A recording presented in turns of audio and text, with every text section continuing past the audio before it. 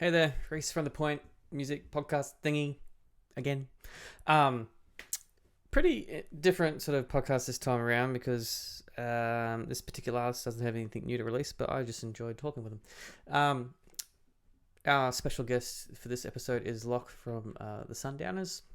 They released a EP last year and a single late last year. I think it was just a rehash one, but yeah, we talk all things production because they produce their own music in the little studio there. We talk things Sundowners, what happened during this time, and we talk about our mutual admiration for Incubus, which we didn't realize we have, and a few other things where we go off traffic, but it's all good, all fun and games. So, ladies and gentlemen, Lach from the Sundowners, and we're off and we're rolling.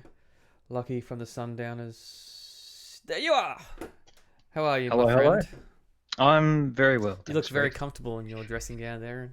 I am. I've just done a bit of yoga. Ooh. What, Yeah, hot yoga you know. or just a bit of stretchy? No, very cold yoga. Mm. Very cold winter yoga. It's I feel nice and relaxed, so that's good. You didn't go Ready outside to sun your perineum at all or anything like that, did you? You know, to be honest, I haven't actually seen the sun in must be weeks now. Mm. Yeah. Got to It's work just on that one. noon tan. I know. I've got to try and get some vitamin D somehow. Do they do injections? No, IV maybe? Apparently, if you listen to Joe Rogan, he does that kind of shit. Does he? Yeah, apparently. I don't know, but he does all sorts of weird stuff. I'll hit him up. Yeah, do it, man. Good luck. So one of the reasons why I got you on this little podcast thing is to talk about, because you do a lot of DIY. Like the last EP that Sundowners did was fully DIY, wasn't it? Yep. So I always like talking to people that, particularly musicians, that do it themselves in that regard and go to the point where they actually release themselves instead of relying on someone else to mix or to. Did you master it yourselves too? No, we didn't master it. Okay. That's a bit beyond our capabilities. It does my head in. Yeah. But one day, it's always a thing. It was one day we'll be in a band, and then it was one day we'll record our stuff. We'll have enough gear to record our stuff, and then it was one day we'll mix our stuff, and now it's like one day we'll master our stuff, but just not just yet. Just baby steps, man. Baby steps. Baby steps, one at a time. Because that was your debut EP, actually. I shouldn't just say the last EP. That was your actual first one. So Yep. You did show a bit of process about it, and I liked how you utilized basically finding anything and everything to make a sound out of. Mm. So I've actually got, what have I got here? This, believe it or not, it's got actual tea in it at the moment, but this cup makes an appearance in the EP. Is it kind of like a cowbell kind of thing? It's like a space filler. We had this spot that just felt a little bit empty, and then I think we just heard on one of the rough recordings someone accidentally hitting this cup, and we were kind of like, that's the it. right tonal qualities. That's the sound. Yeah. So have you got like a whole like library of just random shit you've gone and recorded? Yeah, we got. I wouldn't call it a library. I'd just call it. Each of us have got our phones, and we just kind of like anything that's cool. We just sort of take it down, or any ideas that we like. And then if it's like that good that we remember it, then we might try and bring it down and recreate it down here. But even like the mics on your iPhones are getting so good nowadays. Yeah, definitely. We were just recording a jam the other day, and I had my phone just going like behind the drum kit, and we were listening back to it. And honestly, you listen to some stuff out there now by like The Strokes or Unknown Mortal Orchestra, I think was the band we were listening to the other day, and it's the same. Like I don't know how they've recorded it, but they've got that same effect as if it's super lo-fi. Yeah, the garagey kind of approach to it. Yeah. So yeah, it's no different really. That's cool. it's kind of cool. It means that you don't have to spend as much money on all that old fancy gear. Yeah, I mean, that massive hailstorm that caused all that havoc last year, I actually recorded that when I was coming through Nambour, and I used that in one of the Mules tracks. Oh, I nice. You put got what sort of roof have you got? That's the important thing. well, we didn't get the hail here, so I was actually hearing the rumbling and the thunder and that sort of stuff, and it's just so there was no hail pings or anything like that, but it was just Oh, you were getting yeah, I was out in the back deck and I was just getting the sound quality of that storm because I thought, you know what, this storm's going to be something else, and I decided to capture it, and then what happens is causes so much havoc. And I know that's actually kind of cool. The story behind that, so it's chucked into. That's cool.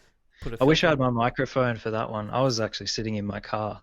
Oh no! At the time, yeah, that was a fun little journey. I bet that would have made a really great track though. Shattering of glass. Yeah, some nice like cymbal sounds. It's a weird kind of China, but and with a windscreen instead. Yeah. So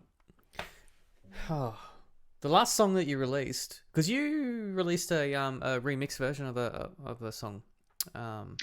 We did what did we do? We did a live version. Yeah. Of we released a that's right, it's all coming back to me now. It was a pretty like end of last year. There was we were trying to pack a lot of stuff in. But at some point we released a live video, but at some point I think, which is what you're talking about, we did like a Spotify release of a song that was actually our first release that we put up on Triple J Unearthed and things like that back in the day, but we'd never put it up on Spotify or gone proper with it. I think we did get a proper master for it as well. So that was exciting. It was pretty low key, but well, that was the song that you got a little bit of attention from the Jays for that one. Like just like on Earth, I do remember reading a few reviews from some of the presenters about that one. Yeah. They didn't mind it. It was good. It was pretty exciting. I mean, at that stage we didn't really know what we were doing. Who does when you're first starting out like that? Yeah, and we sort of we wanted to just release something and put it out there, and that happened to be the song which we thought was pretty much our one of our more kind of upbeat energetic songs, which is what we wanted to kind of that's kind of what we wanted our image to be as a band, and it was it was pretty awesome to have a good reaction from that, like early on. It was pretty inspiring as a band to have someone that like Dave Ruby Howe left us a review that was actually quite a good review, and I've read his reviews for years and years, like since I was a kid. Listened to him on the Jays, so that was really motivating, which was cool. So it kind of like gave you that bit of fire in the belly, just going, "Yep, cool. All right, we got something here. Let's." It's like do something with it. It was almost like all of a sudden, it was very like legitimizing. Yeah, I guess it was like, hang on a second, this isn't just having a laugh, which it's it was in many ways, but it was and then I think that was the point where we sort of went, oh well, what else can we do? should we keep going, because we like doing this? And then and then we just kept jamming and playing, and then it kind of snowballed, I guess. So your style, when I first heard you guys, had a little bit of that the indie reggae kind of thing at first, but then you really turned that upside down and went another way. And when I heard Django for the first time, I was like, okay, I get what you're doing now, because that's actually probably my favorite song of you guys is Django. Yeah, Django just sort of came out of nowhere. Like in the early days, we were all listening to like lots of the Kooks, Two Door Cinema Club, like all that sort of stuff. And our bassist at the time, Sam, was very much into that, and I think that you'll find that you're a bassist yourself. What the bassist is into is very strongly influences where the music goes. Not always, depends on what the style of music you're playing. That's true. That's true. For us, it was sort of like, okay, For you I'm gonna guys, play this like definitely. ding Yeah, ding ding ding ding ding ding ding ding yeah. ding ding ding ding, and it's like, okay, well, right, let's build something around that. Um, so yeah, and then I don't know. Over time, like I've always liked bands that are pretty genre defying. Like they don't like to stick in a box. Mm. Like one of the earliest influence I had was like Incubus, Oh, yeah, and my every favorite. single Yeah. every single album of theirs is just something completely different, which is I thought was really cool. Definitely. I think they're And quite underappreciated by quite a lot, particularly like the Jays or something like that. mm. I mean, what was your first album that you got into of Incubus's? The first song that I was listening to, or that my friend introduced me to, "Wish You Were Here," Okay, so Morning View. Morning View, Yeah. and then so I listened to the shit out of Morning View, and then there was, to be honest, my favorite album from Incubus is "A Crow Left of the Murder," Okay, that's um, which, interesting, man. which might explain like a lot of where I try to get some of my weirdness from. We've got a few songs that we're working on at the moment, which were pretty. You could draw some pretty serious parallels with that album. That's Um, actually really cool. yeah, I like Mike Essinger. He's Yeah. just a great, um, innovative guitarist that I don't know. He's just one of those guys who just stands in the background. No one really, never gets the spotlight, but I think that he is Incubus, really. Yeah, Like, it's his tone. As soon as you hear his guitar tone, you definitely know it's them. I mean, yeah, Brandon Boyd has one of the most distinct voices in modern rock too. But Mikey's guitar, just his tone, you know exactly. Even from when he was playing PRSs back in the days of Science, and even to a degree, Fungus Among Us and all yeah, that. Yep. and even to a degree of Make Yourself, he was playing a PRS, and then he sort of shifted into what he was playing thin lines or something like that at one stage. Was he? Yeah. Yeah, And then because what's he doing? I think he's I've playing known, tellies and stuff, man. yeah, that's And all I've known him to play. I didn't really look at what he was playing in the early days, but it's definitely got a different sound. Like you listen when they were doing like what would you call it? Like rock, the new medley reggae, kind of thing they were weird doing. fusion. Yeah, that Yeah, stuff. yeah. That was definitely not a telly. No, that was definitely PRS, man. Like, yeah. But you look at his effects boards, and that, even now his effects boards are insane. But it's interesting what I find with Crow Left of the Murder. That's a very interesting choice of album because most people basically go towards Morning View or Make Yourself, because Make Yourself's probably my favorite of theirs. But you chose the one that was when they made the major switch with their bass player.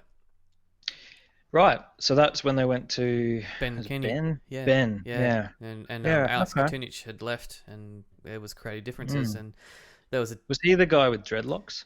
no. Who was the? Alex, that's the only two that had dreadlocks, really. I mean, Mike did for up until Make Yourself, but Kilmore, the DJ, has still got dreadlocks, and Brandon Gilmore. had, Yep. and Brandon Okay. had dreadlocks. I swear they had a bassist in the like super early days that No. Alex has was had long hair, but that's basically it. yeah. Yeah, right. Well, that's interesting. I didn't know that. So maybe that explains a lot because A lot of it shifted. yeah, Yeah. and I really like Ben's bass playing. Like He's I've watched brilliant, a lot of man. I actually saw live them on that videos. tour. Oh yeah, in Brisbane. Yeah. I saw him I was there as well. at the Brisbane Entertainment Centre Yep, I was there. on the Crow Left the Murder tour. No, I was there. I was at they came to Brisbane in 20 a bit later, but it was in the exhibition centre in South Bank. Okay. But it wasn't the Crow Left of the Murder tour. It Yeah. was like they played everything. Yeah. Because So different tours, but he was the bass player and yeah, definitely. I remember my mind being blown because he came out and did a solo, and he actually started playing Waltzing Matilda on his right. bass with all those heavy delays and stuff. I was just going, okay, because I was like staunch Team Alex Dirk Lance. Yep. And I was going, it was because Ben Keeney's a multi-instrumentalist. He's not a bass player. He's a guitarist, drummer, because he was a guitarist in the Roots. So that's how they knew him. So that explains a lot just about his playing, like because it's he doesn't play like a bass player. He plays like it's another section entirely. Yep, which is cool. Exactly right. So getting back onto you guys, that's a very interesting sort of album to take reference from. and build upon. Because I would not have expected that from you guys. So that's cool, man. I mean, Mules gets Incubus comparisons quite often too. So Yeah, nice. I just think, I don't know, they're a great band, and they've just managed to keep going for so long and just keep reinventing the wheel. And definitely. And that's in my eyes, that's so hard to do. There's not many bands that can do that. No, reinvention and constantly pushing and finding new sounds and actually trying to find your own sound at the same time. It takes some practice, man. Because they're so different, but they're always so distinct, you know, because they got Brandon's vocals, and that kind of ties it all together. Yeah, no, that's cool. Oh, well, from one Incubus fan to another. Much appreciated. I can't help but notice you got a blackboard in the background there. Now, Studio Geek side of me is assuming that that's your track by track sort of note-taking kind of thing, where you basically know which tracks you've recorded and what you're crossing off, or am I completely off the mark? Somewhere in between. This blackboard actually has been sitting in the garage for like the last 3 years. So it's a 3-year snapshot into what we were doing 3 years ago. Oh, and I just keep it up there because you know, I go, oh, there's that lyric that. Yes. Yeah, where's the cloth? Wipe it down. I need to get something. Yeah. We everyone keeps telling me you need to get rid of that. Wipe it off. This is doing my head in, but I like it. It's good to know where you've come from. It's a reference point, man. Why don't you just use that for a cover of a single next time? Yeah. I'm gonna have to rub some of the stuff off. Was there some profanity in there? There's a few artworks that have grown over time. I'm guessing there's dicks and balls on there. Oh. There's attempts. Attempts at dicks and balls. Yeah, it's always going to be dicks and balls. No matter how hard you go. I had a whole lyric book at one stage. It just disappeared during a show, backstage. It's just a notebook and that sort of stuff. Had lyrics and notes and stuff, and then came back, and there were dicks and balls drawn in it. Oh, so you got it back? Okay. Yeah, it was still backstage. It's just people decided to draw in it when I was backstage. While I was on stage. Yeah, green room shenanigans. Was it good quality dicks and balls? No, they were pretty lame dicks and balls. Yeah. I've seen some really great ones. There was a Facebook page called People Drawing Dicks on the Heritage. On the Herald. Herald. The Herald That's Sun. Emetic, Emma Livingston. She used to live up here. Oh right. And she's based in Melbourne. Yeah. She did the artwork for Not to Regret and Spewing when they were around. She's a great artist. Yeah, but there you go. She knows how to draw a dick. Subject matter. Yeah, we'll say that. She knows how to draw a dick. Knows how to draw a dick. Wow, that went sideways real quick. So what's the next question? You got there, Reese? Sorry, man. I think back to the dicks and balls thing. Have you ever drawn one before? Plenty. Have you drawn one on? Do you remember that show, Summer Heights High? Yeah, I wasn't a fan, but yeah, I do know it. Yeah. With the because Jonah used to draw his tag on everything, the dictation. Dictation. Yeah. Yeah, I remember that because we used to do that on stuff just as a joke at school. Dictating. I hope no teachers are listening. But they probably won't be, so that's good. You never know, man. Sorry, Mr. Stevenson, that was us. I was just taking some dictation. So, all right, back to studio sort of stuff because I like geeking out with people that appreciate it. So you're talking through a Shaw SM70B. Yep. Correct. Yeah. Yep. And we were just nerding out before we went live here with what I'm using compared to what you're using and Audio Technica. Yeah, the AT2020, which a lot of people use these as well. But the one you're using there, pretty sure that's the one that Asher wants to get as well for a recording. And I think Brian uses it in Big Rock Studio. You see them all the time. They're good quality mic. So well, apparently they're just a SM58 with the top taken off and a different top put on. And a kind of a weird cradle thingy. Yeah, and this weird thing. I think this comes off. Big foam knob. I haven't tried. I haven't tried, to be honest. Nah. Look, a lot of this mic stuff is beyond me. I just if I we used this once in the studio to record Ride to the Sun when we went to Airlock Studios in Sanford, and I just liked the sound of the vocal chain so much that I kind of didn't know anything about any of that stuff at the time, so I just wrote it down and said, okay, what did we got? We got a SM7 that's going into a Yanto, who was the guy who was, very he had a lot of patience because I just kept asking questions. Went into a Great River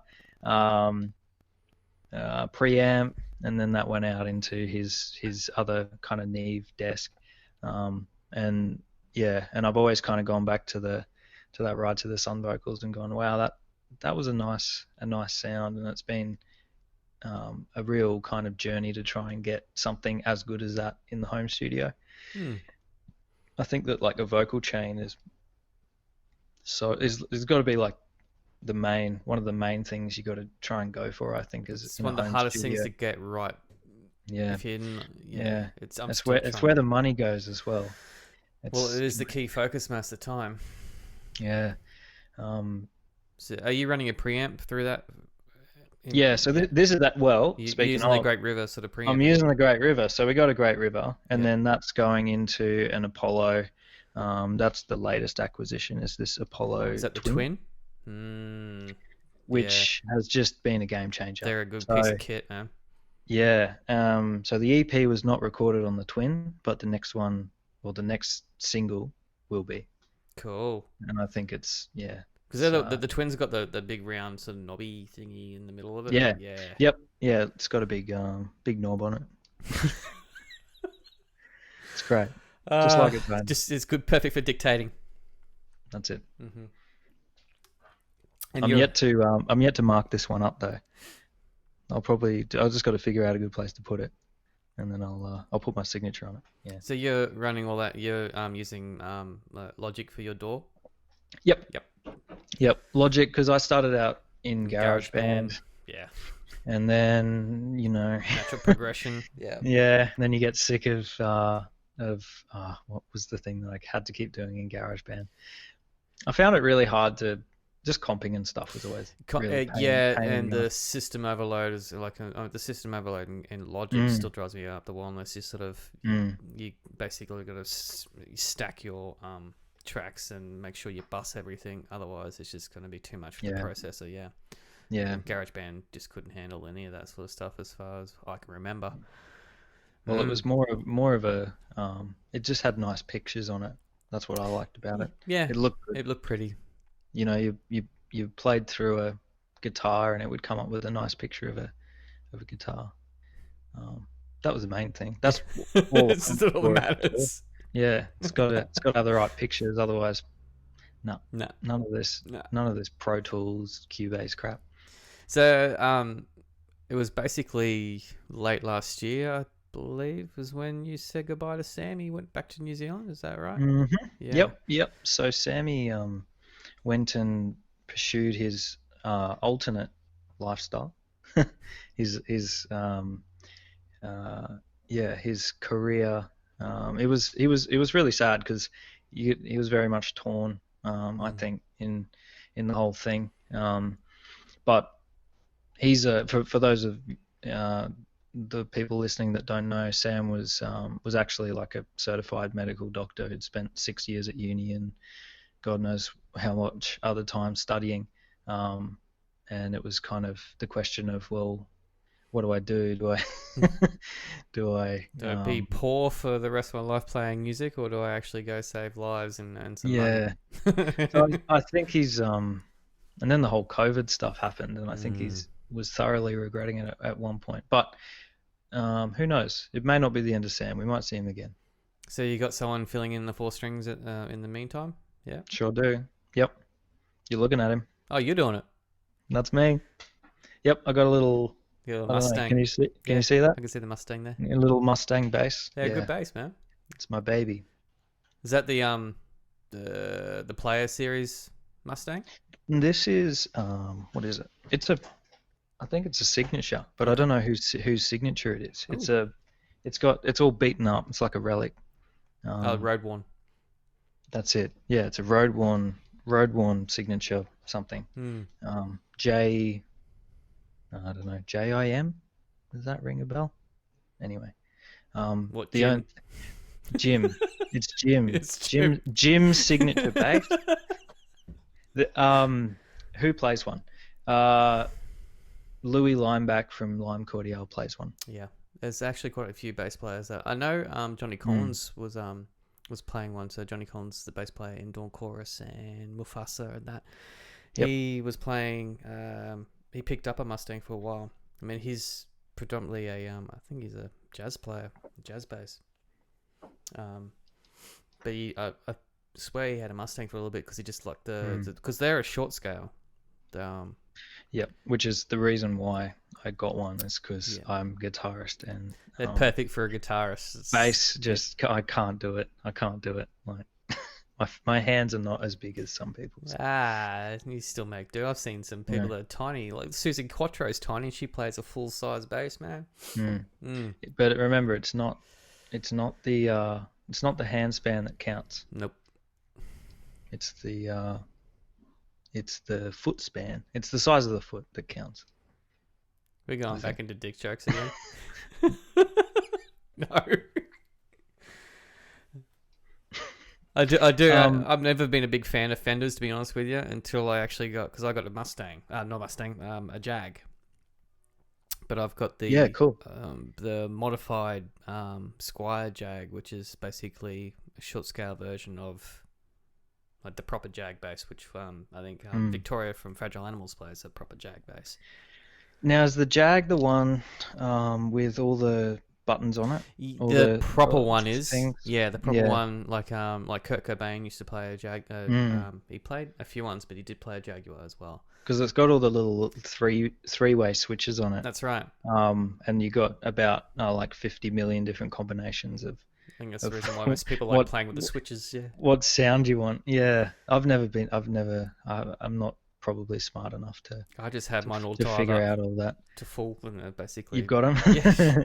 Whatever. Well, my Mustang's got them, and I just taped. I just found the one that I like, and I just taped it permanently in that position. Yeah. Because I kept flicking them, and it was in there. So how did you feel going into the bass player role from being guitarist? I really like it. I like bass. Does that mean you guys are just a 3-piece now? No, 4 because you had a keyboard player. Yeah. We're a 4-piece. Yeah. But we haven't actually played since Sam left. We haven't played together. We've just sort of been writing. And the idea is that once we finish this round of writing, then we'll kind of get back together. Because obviously COVID and things like that. I haven't seen our drummer in months and months. Probably a good thing. Who knows? Hi, BJ. But yeah, no, we do miss Bailey. Yeah, we miss everybody. We miss jamming. This is our band practice room as well, and it's just been super quiet. Our neighbours have been really happy, but we've been really sad. I had my first jam with Mules last night. How'd it go? Oh, it was like a release. It was it was good. I can't explain it, and because we're only a 3-piece and we're playing such a large studio, it's you can do the social distancing. Played loud and so good to play not through headphones. It's like when Sam left, we were kind of all, because we'd been so busy for so many months, it was like, okay, we could actually do with a bit of a breather now. Let's take a breather. But after going through all of these months of not being able to do anything, now it's kind of like we're all feeling it. We're all like, see, you had a premature sort of reset, okay? Because like those that were like, we're not going back to dick jokes again, No. Those that were actually like gigging all the way up until basically shut down. Yep. We had a forced reset. We had a forced sort of like pause button put on us, and some of us really need. Like I'll admit, I was one that needed it because I just felt under pressure from both bands. Not putting pressure on me, but to constantly like doing shows and making sure we're staying ahead of the game, basically, it wears you down. And I've had this discussion with a few musicians, and they've said the same thing, that they felt it was so fast paced, this industry, and this press pause on it thing. All of a sudden, we're just going, ooh, all right, we've got time to breathe, we've got time to rethink our strategy, we've got time to recreate some stuff. And it seems like you guys actually had that put on you a month earlier, 2 months earlier. Yeah. What do we do? We played our first headliner at Soul Bar, and that was kind of our grand hurrah for a little while. And yeah, we kind of didn't. We were gonna. Our plan was to do another single and then go on a tour, probably with the Finns. Oh, that would be cool. At the end of, or later this year, but obviously that's going to be put on hold for a bit. That was our plan, so we were just going to sort of sit tight and just keep writing, take it as we felt like our EP was just kind of, let's get this stuff out of the way, get it on the ground, because a lot of that stuff was a couple of years old by that point, because we'd just been playing it for ages. Yeah. We really wanted to get to the new stuff. And yeah, so we just we stopped a little bit early and kind of just smelt the roses, and it was good. I think you got the benefit there of creating a whole heap of new music there without having to road test it. You can come out with something completely fresh, and you can actually release something if you really wanted to without just anyone hearing it, and get to test it really to see what people's, particularly if you're changing and evolving with your sound a little bit. I think it's I think you got a winning hand on that sort of situation. It's kind of cool. It's the plus of obviously not being well known and having about 15 people turn up to your shows. It's like you can really oh man, you can really experiment, you know. It's great. That's the one thing we said last night at practice. Is like, oh, it's like playing a real gig with one person here. Yeah. But you got to remember, like, who was it? Powderfinger was playing to like 15 people. Yeah. At one point, I think. And now they're playing to 30 people, so it just keeps going up. Yeah. You know, they supported Pantera one time. Did they? Have you ever heard that story before? No. Oh, dude. You're gonna have to tell it. Okay, so this is showing how old I am. When I was in high school, Powderfinger supported Pantera. I think it was at Festival Hall, maybe. I didn't go to that one. I'm pretty sure it was on the Vulgar Display of Power tour. So Pantera's second big album that they had after Cowboys from Hell. And yeah, they got booed. Yeah, well, there you go. They got booed. There you go. And then next thing you know, multiple arias and whatnot. One of Australia's greatest bands. And John Coggle lives on the coast, right? The drummer. Yeah. His dad taught science at my school. It's good to hear stories like that, you know, as shit as it is for the artists at the time. I think everyone's got those stories. Otherwise, how do you can't really be a big band without having a pretty thick skin, to be honest. Take stuff like that. Definitely. Yeah. I mean, imagine having to walk on stage as Powderfinger, who weren't known as a heavy band. I mean, Parables for Wooden Ears was their first major debut. Well, it wasn't their debut. Was it their? I think it was their major debut. And it was probably their heaviest. But I'm saying like Bush kind of heavy, if you know the band Bush. So they're not heavy. Yeah. And you got these four dudes from Brisbane walking on stage to warm up the crowd full of metalheads for Pantera. Yeah. That's like that's the other thing that people I don't know, it was pretty new to us as a learning curve, is you really you can't just go out and just play any old gig. You've really got to pick your shows or swim.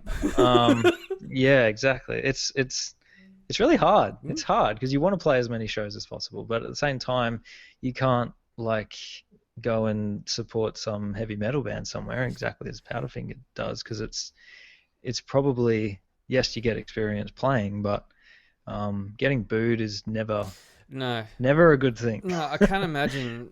Like, especially if you you know you're unsure about yourself, you're putting yourself out there, um, and then getting a whole bunch of angry people in your face. It's So I don't think that, pretty intimidating. in this day and age, I don't think anyone would boo. I think it's pretty, yeah, I don't know. I think the more people are in the crowd, the greater the chance of boos, because people tend to care less when they're in a big This is group. true. It's the mob Um, mentality kind of thing, and we can hide because we're anonymous and whatever like that. and you can throw stuff, and you can start, death pits, and but as a smaller crowd, I think, to what we're used to, I think, yeah, you're right, exactly, and especially on the coast, the people up here that go to live music, just they fucking love it, and it's great, and that's why we like to play it. It's because, yeah, it's everyone's just there for a good time. They're not there really necessarily expecting the next great. And they're not there to see Queen or whatever. They're there to just see their mates and see what. Most of the time, they just walk in and just go, we don't even know what's playing. We're just going to see what's going on. Yeah. Oh, crap, this band's cool. All right, next thing. Yeah. Yeah.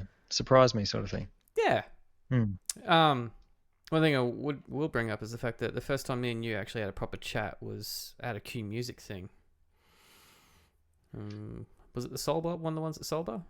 Yeah. I think it was. Yeah, it would have been. Yeah, right. Yeah. So, with what Q Music do, and their because you've been to quite a few of those ones from what I've seen, because usually the ones I go to. So, have you taken anything away from that?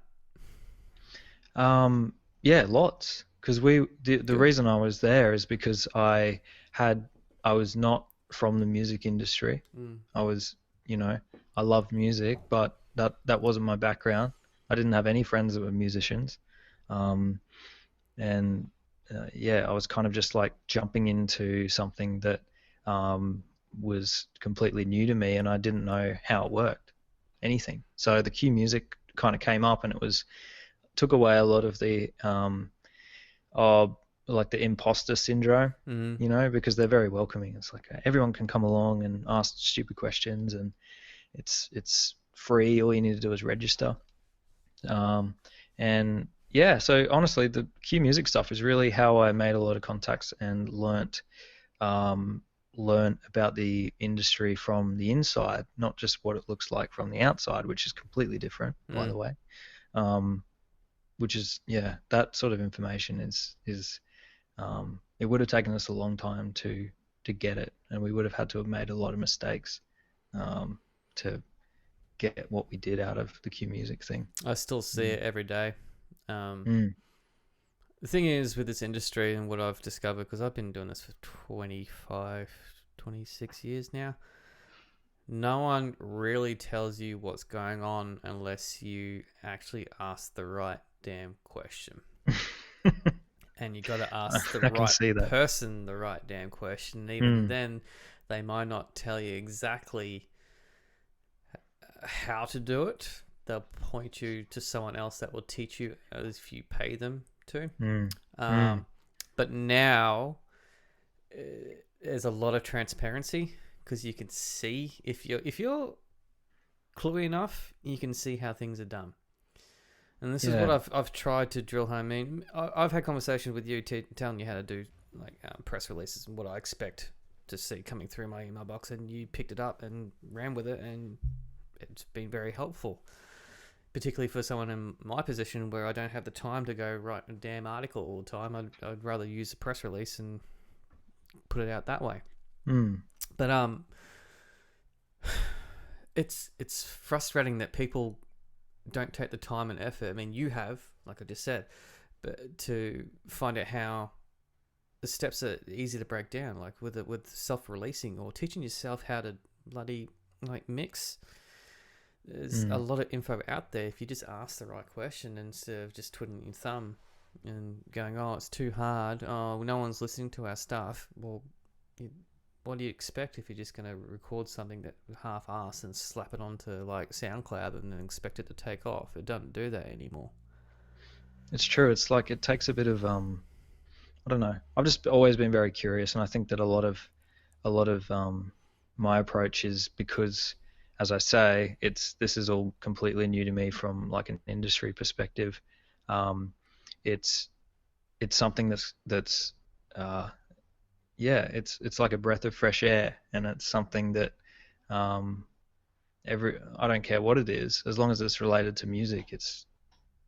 I want to know about it. I want to know how it's done, and how someone can make something. You can listen to songs, and it can make you feel a certain way, and but I don't know. For me, that's not enough. Like I'm the sort of person where I need to go, well, why? Why is that doing You ask that? the question. Why is that making me feel like, I need to shit myself? And then you realize that they're playing the brown note, and there you go. Have you sort of sat back now that you've sat in a sort of a producer role? One, did you expect to be in that position in the first place? Did you expect? No. See, a lot of people don't.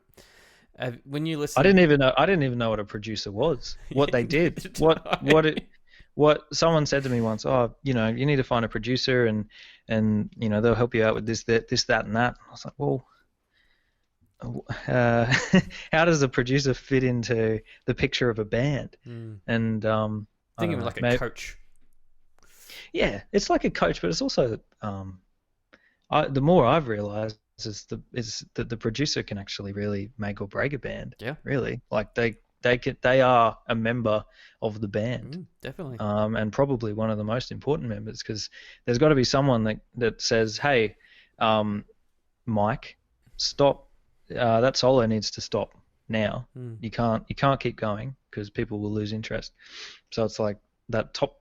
That right. It's the mentor, father sort of, stop being stupid, and what's the end result got to be? Like, what's the big picture? So how do you find yourself being in that role as the band, like the songwriter as well? It's hard for you to put the brakes on? Yeah, it's hard to. It's very easy to look at other people's stuff and come up with suggestions of how things are done.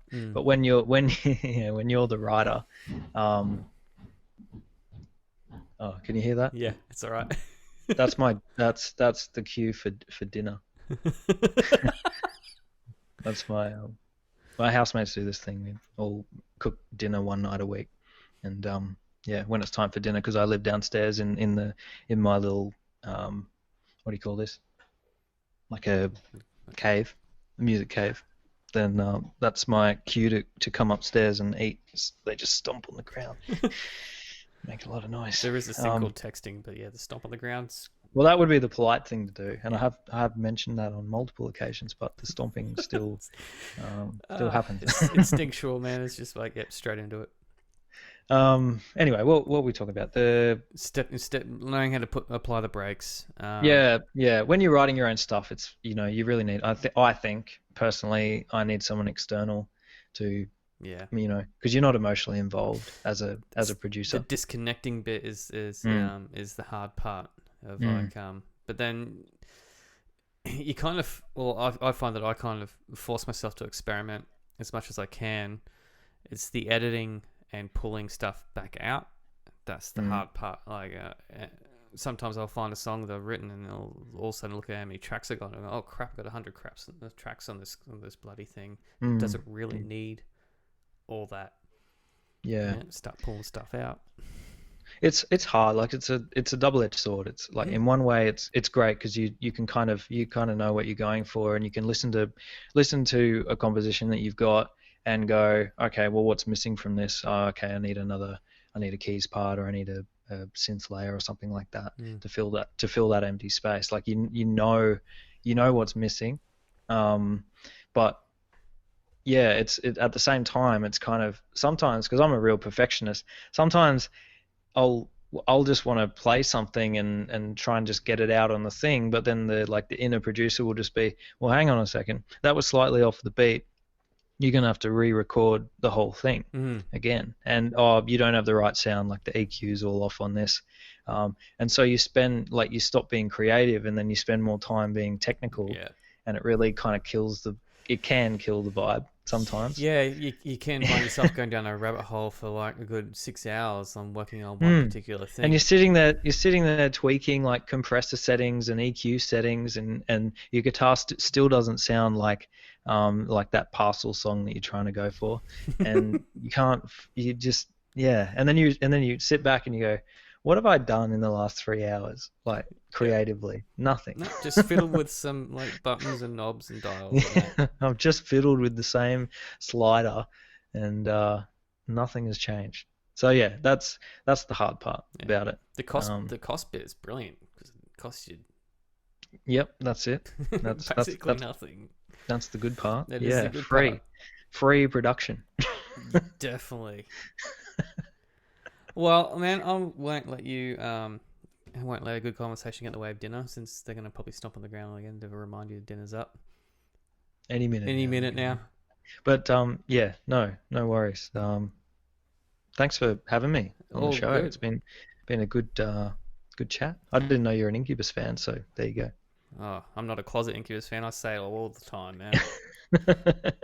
All right, look. Yeah, all right, mate. Well, thanks, Reese. It's all right. Just stand along quickly, and I'll have a quick chat after this, and this is all wrapped up. But ladies and gentlemen, Lach from the Sundowners. Farewell. Thanks for tuning in. I hope you enjoyed that podcast and previous other ones. If you haven't checked them out, please do so. If you have not subscribed, I'm going to get this right. Press the subscribe button, ring the bell, and you'll be notified whenever we have new podcasts available.